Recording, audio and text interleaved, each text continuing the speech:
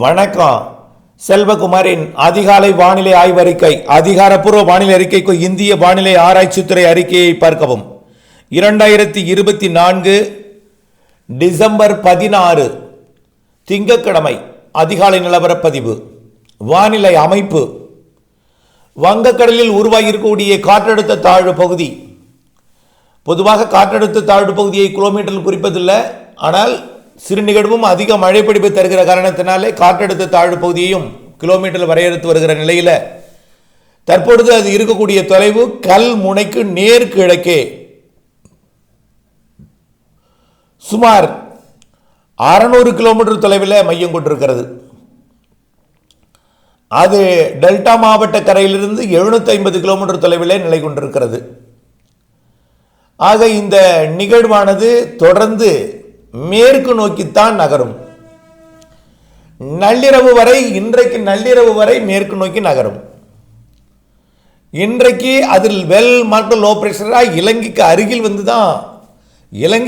வந்து தான் அது வெல் மார்க் லோ பிரஷராக மாறும். ஆகவே கண்டிப்பாக இலங்கையை நெருங்குவது உறுதி. பல்வேறு உலக மாதிரிகளை எல்லாம் பார்த்து குழப்பம் அடைய வேண்டாம். எல்லா மாதிரிகள்லையும் அது பல்வேறு மாதிரிகள் தமிழ்நாட்டு கரைக்கு வராமலே அப்படியே இந்திய கடற்கரையை முழுவதும் சுற்றி கொண்டு மியான்மர் வரைக்கும் போவதாக காட்டப்பட்டிருக்கிறது. ஆனால் காட்டப்பட்டிருக்கிறதுக்கான காரணம் இடையில் இருக்கக்கூடிய ஒரு நீரோட்டம். அந்த நீரோட்டம் தான். அந்த நீரோட்டத்தை பிடித்து ஆந்திர பிரதேசம் போய்விடும். ஆந்திர பிரதேசத்துக்கு கரை கடக்காமல் அந்த நீரோட்டம் சுற்றி வரும் வழித்தடத்திலேயே அப்படியே சுற்றி வந்துவிடும். இதுதான் அவருடைய ஒரு கணக்காக இருக்கிறது. ஓகே, அவர்களுடைய அந்த பிரியும் திசை மாறும், ஆந்திர பகுதியை நோக்கி திசை மாறும் என்று குறிப்பிடப்பட்டிருக்கூடிய இடத்துக்கு வருவதற்கே நள்ளிரவு ஆகிடும். இன்றைக்கு நள்ளிரவு அது வரைக்குமே மேற்கு நோக்கி வரட்டும். நள்ளிரவுக்கு பிறகுதான் அவர்கள் மாற்றுவார்கள். இன்றைக்கு நள்ளிரவு வரைக்கும் மாற்றுவதற்கு வாய்ப்பில்லை. ஒரு வேளை மாற்றினால், இருவர் மாற்றினாலும் நள்ளிரவு எல்லோரும் மாற்றி கொண்டு வந்து விடுவார்கள். அது தமிழ்நாட்டின் கரைக்குத்தான் வரும் என்று. ஏற்கனவே இலங்கையில் மழை தொடங்கிவிட்டது. திரிகோணமலையை மையமாக வைத்து கனமழை பொழிகிறது. கல்முனை உட்பட வடக்கு கிழக்கு மாகாணங்களுக்கும், குறிப்பாக வடக்கு கிழக்கு மாகாணங்கள் தூறல் காணப்பட்டாலும் சரி, வடக்கு மாகாணங்களில் தூறல் காணப்பட்டாலும் கிழக்கு மாகாணங்கள் ஒட்டுமொத்த கிழக்கு கரையோரம் கனமழை. திரிகோணமலைக்கு தெற்கே கனமழை பொழிந்து வருகிறது. ஆக இந்த இது 600 கிலோமீட்டர் 650 கிலோமீட்டர் இலங்கைக்கு இருக்கும் பொழுதே இந்த மழை கண்டிப்பாக இலங்கைக்கு நெருங்கி வந்து தான் அது காற்றழுத்த தாழ்வு மண்டலம் வரைக்கும் கூட தீவிரமடையலாம். ஆனால் இலங்கை வந்து தான் எல்லா மாற்றமும். ஆனால் கரை வந்ததும் மண்டலமாக தீவிரமடைவதற்கு குளிர்காற்று வந்து இடையூறு கொடுக்கும். அதனால ஒரு வெல் மார்க் லோ பிரஷர் வரைக்கும் தீவிரமடையும். நீரோட்டத்தை பிடித்து பிக்கப் ஆகும். அடுத்தது நீரோட்டத்தை பிடித்தால் தான் பிக்கப் ஆகும்.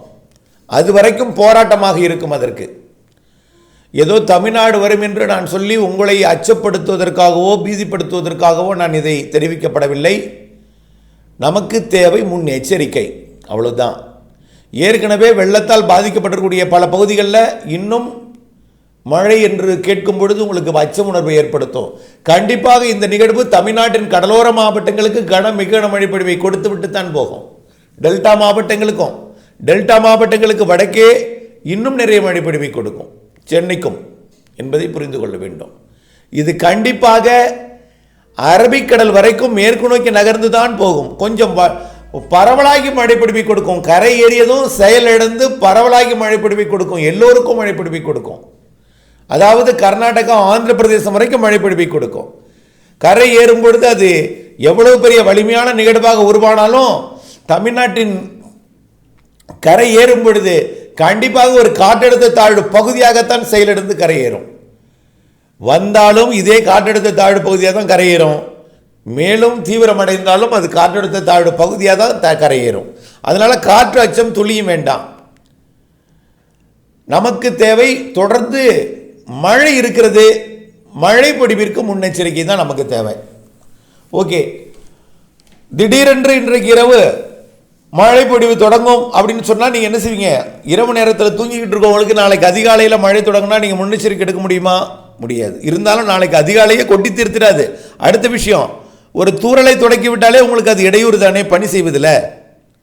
ஆகவே நிகழ்வானது நள்ளிரவு இலங்கைக்கு மிக நெருக்கமாக வந்துவிடும். அதாவது இன்றைக்கு டிசம்பர் 16ஆம் தேதி திங்கட்கிழமை நள்ளிரவு இலங்கைக்கு நெருக்கமாக வந்துவிடும். நாளை அதிகாலை இலங்கைக்கு மிக நெருக்கமாக வந்து டெல்டா மாவட்ட பகுதியை நோக்கித்தான் நகரும். டெல்டா நெருங்கி டெல்டாவிற்கு அருகில் உள்ள மாவட்டங்களிலேயோ அல்லது டெல்டா வழியாகத்தான் அது மேற்கு நோக்கி நகரும். ஒருவேளை அது வடகடலோரம் போய் கரை கடந்தாலும் செயலிழந்த அனைத்து மாவட்டங்களுக்கும் பரவிதான் மேற்கு நோக்கி நகரும். புரியுதுங்களா? அப்போ அது போய் கடலூர்கிட்ட போய் கரை கடந்தாலும் சரி, கரையை கடந்தால் அப்படின்னா பயப்படாதீங்க. கரை கடப்பதற்கு இதில் காற்று ஏதும் இருக்காது. தரை ஏறி நகரும்னு சொல்லிக்கலாம். தரை ஏறி வார்த்தையை மாற்றிப்போம். தரை ஏறி நகர்ந்தால் அப்போ மேலும் செயலிழந்து தன்னுடைய பரப்பை அதிகரித்து தென் மாவட்டங்கள், வட மாவட்டங்கள், டெல்டா மாவட்டங்கள், உள் மாவட்டங்கள், மேற்கு மாவட்டங்கள், கேரளா, கர்நாடகா, ஆந்திர பிரதேசம் என்று அனைவருக்கும் மழைப்பொழிவை கொடுத்து கொண்டு மேற்கு நோக்கி போகும். மேற்கு நோக்கி வேகமாகவும் போயிடாது. அது வருது. கரையை நெருங்கியதுமே மெதுவாக தான் கரை கிடக்க நெருங்கும், கரை ஏற நெருங்கும். ஆகவே நாம் ஏற்கனவே சொன்னது தான், 16ஆம் தேதி இன்றைக்கு இரவு கரையை நெருங்கினாலும் 20ஆம் தேதி தாங்க அது கரையேறும். 19ஆம் தேதியாவது ஆயிடும். 3 நாள் எடுத்துக்கும். 17, 18, 19 3 நாள் கழிச்சு தான் அது தரையேறும். அந்த அளவிற்கு தரையோரமாக நீடித்து நின்று மழைப்பொழிவை கொடுத்து விட்டு கரையேறும். கரையேறும் பொழுதும் அது வேகமாக போயிடாது. காரணம் என்னென்னா, ஏற்கனவே அரபிக்கடலில் இருக்கக்கூடிய நிகழ்வு கூட இந்த பக்கம் ஈர்க்கும் அளவிற்கு இதோட சக்தி இருக்கு. ஆகவே இதோட சக்தின்னு சொல்வதை விட பல்வேறு வெப்ப நீரோட்டங்கள் அதாவது தமிழ்நாடு மற்றும் மன்னார் வளைகுடா, குமரிக்கடல், கேரள கடலோரத்தில் தான் வலுவாக இருக்கிற காரணத்தினாலே எதிர்ப்பு காற்று, குளிர்காற்று, அதாவது அரேபியன் கடலோர பகுதிகள் எல்லாம் குளிர் நிலவுகிறது அதிகமாக. அங்கே போகாது. போராடி மேற்கு நோக்கி திரும்புகிற கிழக்கு நோக்கி திரும்புகிற நிகழ்வுகள் இருக்கிற நேரத்தில் அது இதுவும் மேற்கு நோக்கி மிக வேகமாக போயிடாது. நீடித்து நின்று மழைப்பொழிவை கொடுத்து விட்டு தான் அரபிக்கடலுக்கு போகும். போயும் அங்கேயும் போய் இருந்து மழைப்பொழிவை கொடுக்கும். இல்லைன்னா உள் மாவட்டங்களில் போய் இருந்து கொண்டே மழைப்பொழிவை கொடுக்கும். ஆக மழைப்பொழிவு அனைத்து மாவட்டங்களுக்கும் உண்டு. இப்போ கேரளாவோட ஏலக்காய் சாகுபடி பகுதி கேட்டிருக்காங்க, மழை பெய்யுமா? மழை மிதமானது முதல் சற்று கனமழை வரைக்கும் மூணாறு பகுதிகளுக்கு இருக்கிறது. இது கரை கடந்து அரபிக்கடல் போகக்கூடிய அன்று 20, 21ஆம் தேதி, 20, 21, 22 தேதிகளில் அடுத்த நிகழ்வும் இதனோட தொடர்ந்து வந்து இணைந்து கொண்டு 25ஆம் தேதி கிறிஸ்துமஸ் வரைக்கும் மழை இருக்கு. ஆனால் கிறிஸ்துமஸ் அன்றைக்கு இருக்க வாய்ப்பில்லை. 24ஆம் தேதி வரை மழை இருக்கு. இந்த நிகழ்வு சற்று வலுவாக இருந்தாலும் அடுத்த நிகழ்வு சாதாரண நிகழ்வு. ஒரு காற்றழுத்த தாழ்வு நிலை மழை பொழிவை கொடுக்கும் அமைப்பு என்பதை புரிந்து கொள்ளணும். ரைட்டா? ஓகே. கிறிஸ்துமஸுக்கு இடைவெளி கொடுத்துட்டு மாத இறுதியில் வலுவான நிகழ்வு உறுதி. அது தற்பொழுது தென்சீன கடற்பகுதிக்கு அப்பால் இருந்தாலும் அதிலிருந்து விரைவிலே விடுபட்டு வருவதற்கு சாதக சூழல் கண்டு தெரிகிற காரணத்தினாலே டிசம்பர் இறுதி 27ஆம் தேதிக்கு மேல் 28, 29 கண்டிப்பாக 31ஆம் தேதிக்குள் வடகடலோரத்திற்கு மேலும் ஒரு நிகழ்வு வர இருக்கிறது. அது வடகடலோரம். நாம் ஏற்கனவே 4 நிகழ்வு சொல்லியிருக்கோம். இந்த 31ஆம் தேதிக்குள்ள ஒரு நிகழ்வு தான் முடிஞ்சிருக்குது. தென் மாவட்டங்களுக்கு போய் வெள்ளப்பெருக்கை, சென்னைக்கெல்லாம் வெள்ளப்பெருக்கை கொடுத்துட்டு, கடலூருக்கு, மயிலாடுதுறைக்கு, அரியலூர்லாம் வெள்ளப்பெருக்கை கொடுத்துட்டு, அனைத்து மாவட்டங்களுக்கும் 20 சென்டிமீட்டருக்கு மேலே ஒரே நாளில் கொடுத்துட்டு போய் நாலும்பூத்தில் போய் 50 சென்டிமீட்டர் கொடுத்துட்டு தூத்துக்குடியில் வெள்ளப்பெருக்கை ஏற்படுத்திட்டு வெளியே போனது நிகழ்வு 1. அடுத்தது 2வது நிகழ்வு தான் 16ஆம் தேதியிலிருந்து வரக்கூடியதுன்னு சொல்லியிருந்தோம். அதுதான் இப்போ 16 வரை இரவிலிருந்து 20ஆம் தேதி வரை, 21ஆம் தேதி வரை, அடுத்தது 21லிருந்து 25ஆம் தேதி வரை. ஆக 25ஆம் தேதிக்கு முன் வரைக்கும் மழை பொழிவு இருக்கு. 24ஆம் தேதி வரைக்கும். அடுத்தது ஒரு நாள் இடைவெளி கொடுத்த பிறகு 27ஆம் தேதியிலிருந்து அடுத்த நிகழ்வு நெருங்கி வர தொடங்கும். 29, 30, 31ஆம் தேதிக்குள் அது வடகடலோர கரையை தான் அதுவும் கிடக்கும் போல் தெரிகிறது. ஆக 31ஆம் தேதிக்குள் 3 நிகழ்வு இருக்கிறது என்பதை நினைவில் கொண்டு தொடர்ந்து வானிலை அப்டேட்ஸுடன் இணைந்திருக்கணும்.